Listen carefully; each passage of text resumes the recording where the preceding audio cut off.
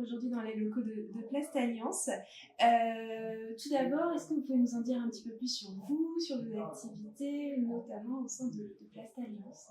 Eh bien, volontiers. Bonjour également à vous. Donc, je suis président de Soparco, entreprise familiale, industrielle, spécialisée dans la fabrication de pots et contenants en matière plastique et majoritairement en plastique recyclé. Donc, je suis adhérent de Plast Alliance depuis de nombreuses années.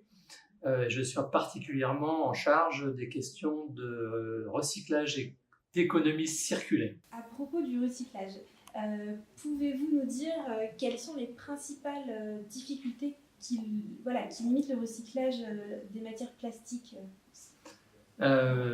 Oui, en partie. La difficulté aujourd'hui au niveau du recyclage, de la capacité des industriels à recycler des matières plastiques, provient essentiellement de la difficulté à capter les gisements de matières recyclées. Les matières recyclées, il y en a deux types. Les matières recyclées d'origine post-industrielle, ceux-là sont maîtrisés, sont connus, sont faciles à recycler. Ils le sont déjà. Et Soparco utilise aujourd'hui déjà près de 80-85% de matières recyclées post-industrielles. L'enjeu pour demain sera de recycler les matières plastiques post-consommation, donc qui seront collectées chez les particuliers. Aujourd'hui, la difficulté, c'est d'organiser la collecte, le tri et la récupération de ces matières. D'accord. Et au niveau des objectifs qui sont fixés par l'Union européenne, vous pensez qu'on peut les atteindre, enfin, ces objectifs en termes de recyclage? Alors, jusqu'à présent, il y avait, à mon avis, un manque d'objectifs clairs et peut-être même un manque de volonté de la part des différents acteurs économiques, qu'ils soient au niveau de l'administration, qu'ils soient au niveau des industriels, pour atteindre des objectifs clairs. Ils viennent d'être fixés par l'Europe.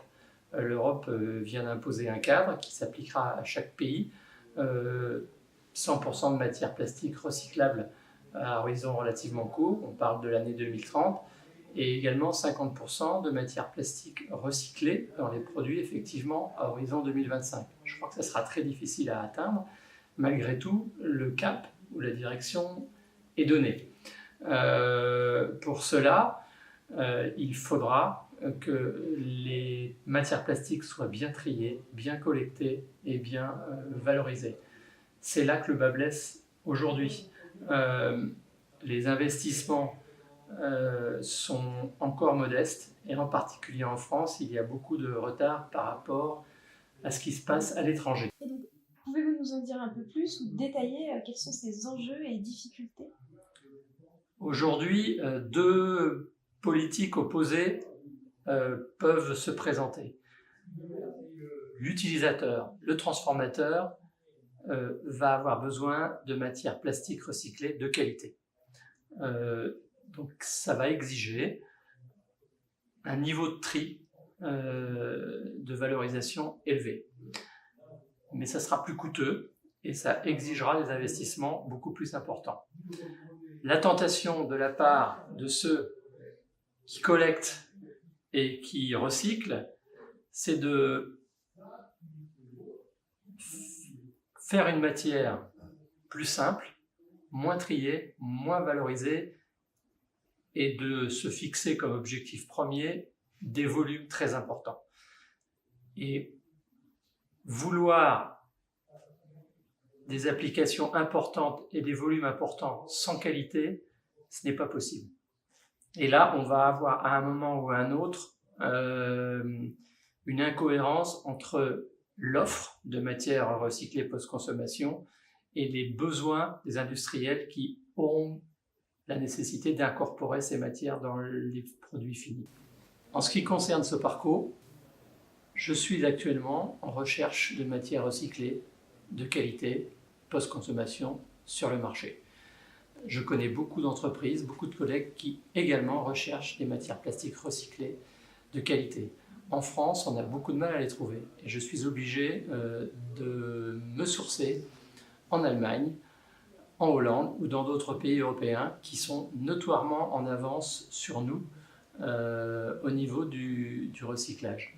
Donc, le paradoxe, c'est d'entendre des industriels qui cherchent de la matière et qui n'en trouvent pas, et d'entendre de l'autre côté les collecteurs, les recycleurs qui disent qu'il n'y a pas de débouché pour leur matière. Le problème au milieu, c'est le niveau de qualité. Et ça va être l'enjeu des prochaines années. Donc, je connais assez bien ce qui se passe en Allemagne, j'achète beaucoup de matière en Allemagne. Les industriels allemands, les plasturgistes allemands, les organismes de tri et de collecte l'ont compris depuis longtemps. Et ont décidé, à la base, de faire du tri de qualité pour proposer des offres de qualité importantes avec des niveaux de performance des matières bien plus élevés qu'en France. Évidemment, plus la matière sera de qualité, plus elle sera chère. Donc l'enjeu, ce n'est pas de rechercher nécessairement des matières moins chères pour faire des gains économiques. L'enjeu est bien de rentrer dans de l'économie circulaire, quitte à payer un peu plus cher la matière. Et quelle est votre position par rapport aux matières bioplastiques ?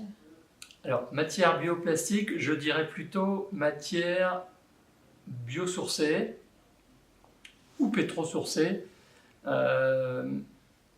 pour fabriquer des produits biodégradables ou biocompostables. Nous en utilisons beaucoup chez Soparco. Certains de nos adhérents commencent à s'y intéresser et commencent à en utiliser.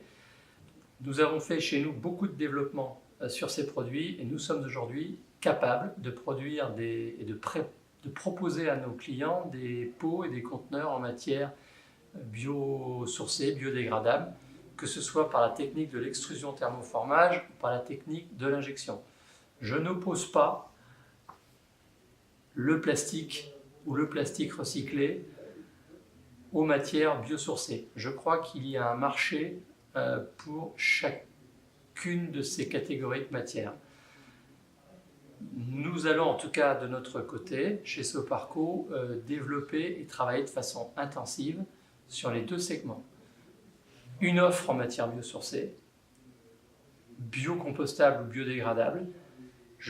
Mon éthique ne me pousse pas à recréer du plastique polypropylène, polyéthylène à partir de matières végétales, ça me gêne. Donc c'est bien pour aller jusque vers du biocompostable ou du biodégradable, ou alors être dans l'économie circulaire en recyclant de façon vertueuse le plastique. Et donc en partant de déchets post-consommation. Ce sont vraiment nos deux axes de développement et pratiquement tous les industriels avec qui je parle de ces sujets-là, en particulier chez Plastalliance, sont d'accord sur ces deux thèmes qui sont assez fédérateurs et qui sont vertueux. Je veux néanmoins être optimiste car actuellement la technologie évolue de façon très rapide. Les équipements, les investissements dans les matériels de tri, notamment avec la détection NIR, infrarouge, permet de façon de plus en plus automatisée de pouvoir trier ces matières. Donc, on peut espérer assez rapidement voir ces volumes augmenter et la qualité des matières triées augmenter. Encore faut-il que toute la profession soit volontariste et décide d'investir dans ces matériels de tri innovants qui sont très coûteux. En particulier aujourd'hui, parmi les différentes technologies qui existent sur le marché, vous avez des matériels qui sont capables de trier quasiment toutes les matières plastiques, y compris celles qui comportent du carbon black. Carbon black est un pigment noir qui empêche la détection des matières. Les équipements traditionnels actuels empêchent de détecter les matières sombres et noires. Il y a d'énormes développements qui sont en cours aujourd'hui pour qu'on puisse trier toutes les matières, y compris celles qui contiennent du carbon black. Là encore, nous ne sommes pas vraiment en avance. Les Hollandais et les Allemands progressent énormément. Nous vendons beaucoup de pots de fleurs en Hollande. En Hollande, nous n'avons pas de problème. Nous pouvons continuer à vendre nos pots noirs parce qu'ils sont détectés et ils sont triables. En France, en Angleterre, on ne sait pas encore le faire. Donc nous sommes obligés d'exclure de nos productions de pots tout ce qui contient des produits sombres à base de noir. Donc ça limite les volumes. Et ça, c'est dommage. En résumé, je pense qu'il est possible d'atteindre les objectifs ambitieux fixés par l'Europe, mais pour cela, il faut être conscient que le tri doit être de qualité très élevée et que les investissements correspondants seront lourds. Si ce choix est fait par tous les acteurs économiques, on atteindra les objectifs, on sera vertueux et l'économie circulaire fonctionnera. Si la volonté est moyenne, voire médiocre, et qu'on cherche avant tout à faire des matières recyclées bas de gamme, peu triées, il n'y aura pas assez de débouchés et on échouera tous. C'est mon intime conviction. Et enfin, Monsieur Cohu, une dernière question. Pourquoi êtes-vous adhérent à Plastalliance ? Eh bien, écoutez, c'est à l'origine le hasard. J'ai rencontré des personnes de Plastalliance qui m'ont expliqué quelles étaient leurs missions et avec quelle passion ils l'exerçaient. Et ça m'a plu tout de suite, donc j'ai adhéré très rapidement. Et ce que j'ai découvert, c'est qu'il y avait une qualité de service qui était réellement de niveau élevé, en particulier sur tout ce qui est autour du juridique, du social et de l'accompagnement des entreprises sur toutes ces problématiques, également de gestion de personnel, etc. Et là, on a des réponses rapides, qui sont claires et qui sont pertinentes à chaque fois. J'ai aussi découvert progressivement qu'il y avait une vraie démocratie participative chez Plastalliance. Les adhérents sont consultés, on leur demande leur opinion, notamment en amont des discussions, des négociations qui peuvent avoir lieu au niveau paritaire et des négociations salariales en particulier. Et notre syndicat défend de façon très persuasive et volontaire nos entreprises. À titre personnel, je n'aime pas la politique. Et ce qui m'a également plu chez Plastalliance, c'est d'avoir un syndicat qui est avant tout opérationnel, près du terrain, pour ses adhérents. Et ça me plaît.